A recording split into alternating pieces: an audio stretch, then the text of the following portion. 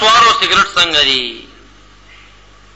نسوارو بارک خو علما چون کې دا نشره ولی د مکروه تحریمی قول کوي، خو علامه شامی بخپل نسوار کول هغه په دې ډیر غوسه کیږي. وی څوک نسوارو ته حرام وای، وی چې څوک نسوارو ته حرام وای، وی که زه ورته وایم چې یو دلیل راته پیش کوي د قیامت ورځ به راشي، خو دلیل به د حرمت پیدا نه کړي.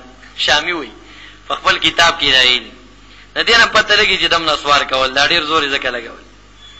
د افغانستان علما نسوار کوي نه، هغې ډیر زور پې نه کوي. پاکستان علما ته ځان ساتي دیو ته حرام وای، خو حرام هغه چې دلیل قطعي باندې نه ثابته شي.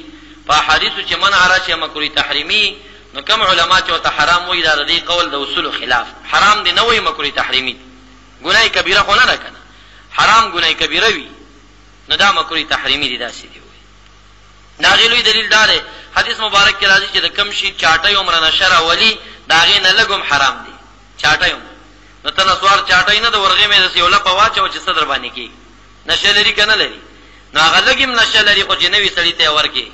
داسې په د دنیا ګرځي چې هر چې سیګریټ نه نو دي کې خو دوخان او لوګي دی. دا په نور حدیثو کې منع راغلي خو ناروا ده. وجود تم تاوان رسي ارزي کې چې اشتهارات ګوره پټي وی راځي نو سوي خبردار څور پسې وای دا تمباکو نوشي صحت کے لیے مضر ہے وزارت صحت. دا وسدي ارزي کې چې د دایغه بورډ لګیدلې ګوره بورډ باندې پابندی ده، بورډ لګیدلې خو د بورډ لاندې لیکلي دا خبردار تمباکو نوشي صحت کے لیے مضر ہے وزارت صحت. الته په بورډ مصدالي کړي دومره تاواني شی او کینسر دي پیدا کیږي. څه ضرورت؟ شریعت کې نارواي کبر سبب دی. ګوره دا سیګریټ دا ډیر عظیم جرم دی. دا چې څوک سکی دا یوازې خوان نه دی، په کبر او نشه کوي. دا سی ګوتو کې ونی سی او به دا سی په یو نخره باندې راکاږي.